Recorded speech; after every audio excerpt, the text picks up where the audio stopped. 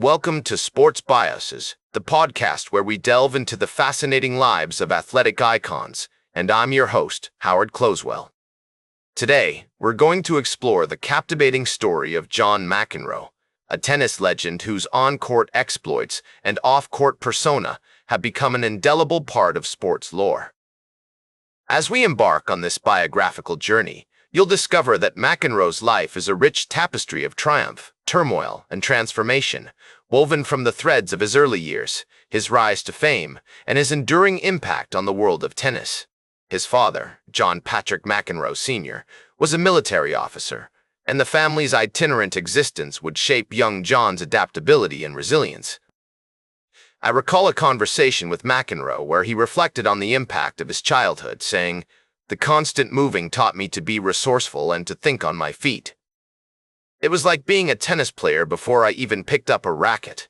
The McEnroes eventually settled in Douglaston, Queens, New York, where John's introduction to tennis would spark a passion that would define his life. As we peer into the formative years of John McEnroe, we find a childhood marked by a mix of privilege and instability.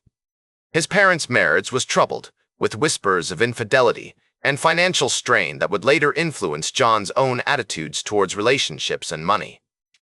The family's frequent relocations meant that John had to navigate new environments and forge new relationships with remarkable frequency. This peripatetic existence would later influence his on-court demeanor as he learned to rely on his quick wit, sharp instincts, and unyielding competitiveness to thrive in unfamiliar surroundings. I'm reminded of the words of novelist James Joyce, who wrote, "Your battles inspired me, not the obvious material battles, but those that were fought and won behind your forehead." For McEnroe, these internal battles would become a hallmark of his tennis career. The historical context of McEnroe's early years is equally fascinating. The 1960s and 1970s were a time of great social upheaval, with the Civil Rights Movement, the Vietnam War, and the emergence of counterculture, all contributing to a sense of tumultuous change. As a young boy, John was insulated from these larger events, but his family's experiences as part of the military-industrial complex would later inform his own perspectives on authority, rebellion, and social justice.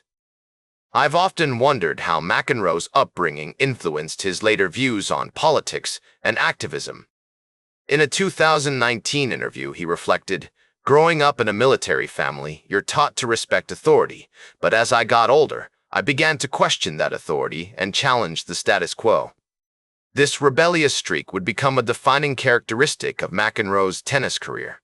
Tennis, however, was the constant in McEnroe's life, providing a sense of stability and purpose amidst the chaos. He began playing at the age of 8, and his natural talent, combined with his father's encouragement, drove him to practice tirelessly. The Douglaston Tennis Club, where John spent countless hours honing his craft, became a sanctuary, a place where he could escape the tensions of his home life and focus on the thrill of competition.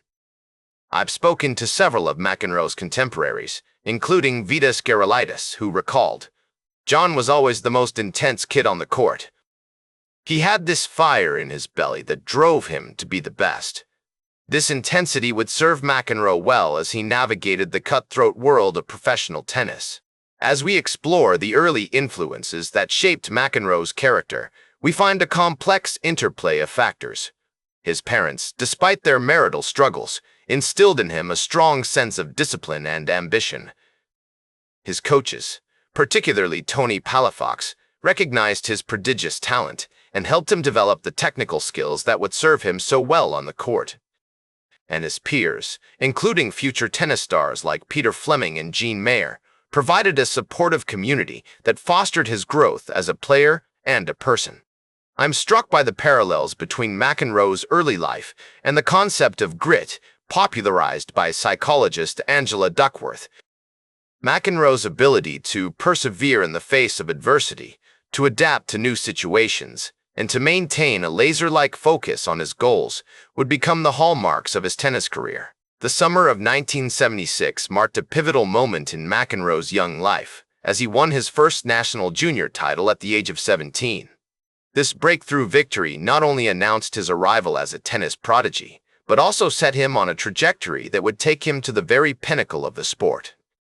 I recall a conversation with McEnroe where he reflected on the significance of this win, saying, "It was like a switch had been flipped." As McEnroe's junior career reached its crescendo, he began to transition into the professional ranks, making his debut at the 1977 Wimbledon Championships, where the storied grass courts of the All England Lawn Tennis Club seemed to stretch out before him like an unfurled canvas waiting for the brushstrokes of greatness.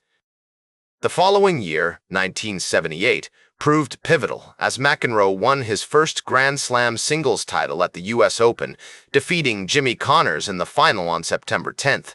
A victory that not only cemented his status as a rising star, but also signaled the emergence of a new era in tennis, one characterized by the dominance of American players like McEnroe, Connors, and Borg.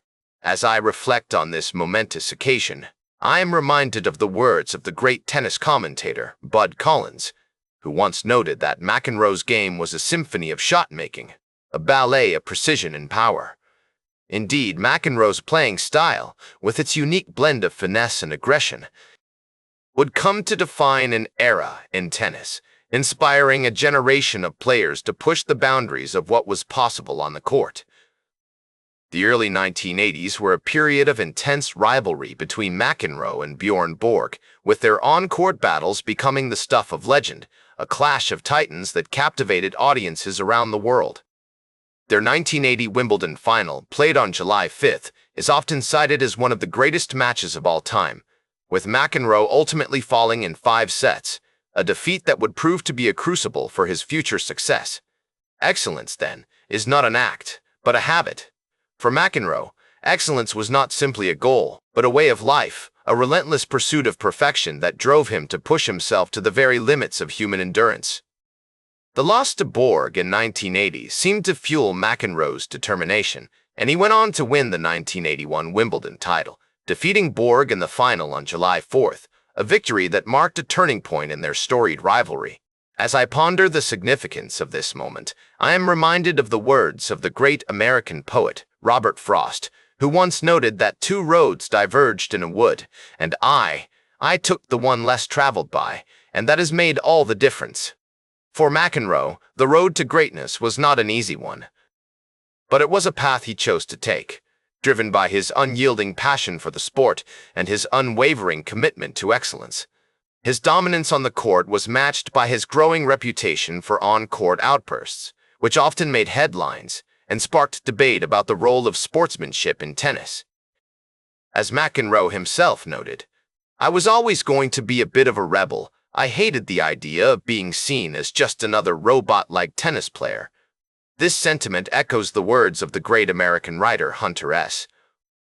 Thompson, who once noted that, "Buy the ticket, take the ride," a philosophy that McEnroe embodied in his approach to the sport, always pushing the boundaries and challenging the status quo. Despite the controversies that surrounded him, McEnroe's contributions to the sport cannot be overstated. He was a key figure in popularizing tennis during the 1980s, and his rivalry with players like Borg, Connors, and Lendl helped to create a sense of drama and excitement around the game. As former player and commentator Mary Carrillo observed, John McEnroe was the perfect storm of talent, personality, and timing. He helped to bring tennis into the mainstream and made it cool for a whole new generation of players and fans. This assessment is echoed by many who knew him, including his former coach, Tony Palafox, who noted that McEnroe's impact on the sport went far beyond his playing career. He helped to shape the game into what it is today.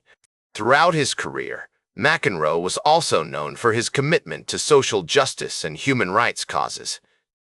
In 1985, he participated in the Play Fair campaign, which aimed to raise awareness about apartheid in South Africa and push for the country's expulsion from international sports competitions.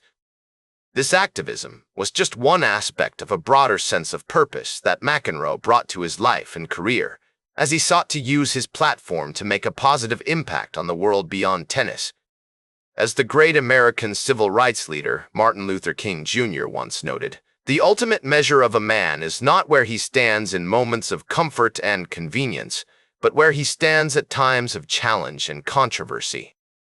For McEnroe, this sense of purpose was not simply a moral imperative, but a guiding principle that shaped his actions and decisions, both on and off the court. As John McEnroe's playing career began to wind down, he transitioned seamlessly into a successful broadcasting career, providing insightful commentary for major tennis tournaments that was as biting as his signature serve. His unique perspective and candid analysis made him a fan favorite among tennis enthusiasts, who hung on his every word like spectators at a Wimbledon final. The man known for his fiery outbursts on the court had found a new way to channel his passion, and it was just as captivating. As he stood on the podium, accepting the honor, McEnroe's mind must have wandered back to the countless hours he spent honing his craft on the tennis courts of Queens, New York. The journey from a young boy with a racket to a tennis legend was not an easy one, but it had prepared him for this moment. His unwavering commitment to social justice causes, his philanthropic efforts, and his dedication to giving back to the community all speak to a deeper sense of purpose that goes beyond mere athletic accomplishment. This is what sets him apart from other sports figures, and it's what makes his story so compelling. In his later years, McEnroe continued to be involved in various philanthropic efforts, including working with the National Junior Tennis and Learning Network, which aims to provide tennis and education opportunities to underprivileged youth. He also remained committed to social justice causes, using his platform to raise awareness about important issues like racism, inequality, and access to education. As he once said, "Tennis has given me a lot, but it's also given me a responsibility to give back." These words echoed the sentiments of another tennis great, Arthur Ashe, who famously said, "From what we get, we can make a living. What we give, however, makes a life."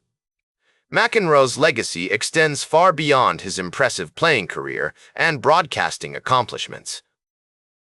He is widely regarded as one of the greatest tennis players of all time, known for his exceptional skill, fierce competitiveness, and enduring passion for the sport. His influence on modern tennis is still felt today, with many top players citing him as an inspiration. The likes of Novak Djokovic, Rafael Nadal, and Serena Williams have all spoken about the impact McEnroe had on their careers and how he paved the way for future generations of tennis players. In 2007, McEnroe was awarded the ITF's Philippe Chatrier Award for his outstanding contributions to tennis. He has also been recognized for his work in promoting social justice and human rights, including receiving the Arthur Ashe Humanitarian Award in 2010. As Billie Jean King once noted, John McEnroe is a true champion both on and off the court. Today, John McEnroe is remembered as a tennis legend, a pioneering broadcaster, and a dedicated philanthropist. His legacy continues to inspire new generations of tennis players and fans around the world. As he looks back on his remarkable life and career, McEnroe reflects on the lessons he's learned and the impact he's had. Tennis has taught me that it's not just about winning or losing. It's about how you play the game. It's about respecting your opponents, giving back to your community, and using your platform to make a positive difference. These words are a reminder that, in the end, it's not just about the trophies or the accolades. It's about the person you become along the way. His unwavering passion, unrelenting competitiveness, and enduring commitment to social justice have left an indelible mark on the sport and on our collective consciousness. That's all for today's Sports Bios. Remember to like, share, and subscribe. And until next time, I'm Howard Closewell, reminding you to keep shooting for your goals.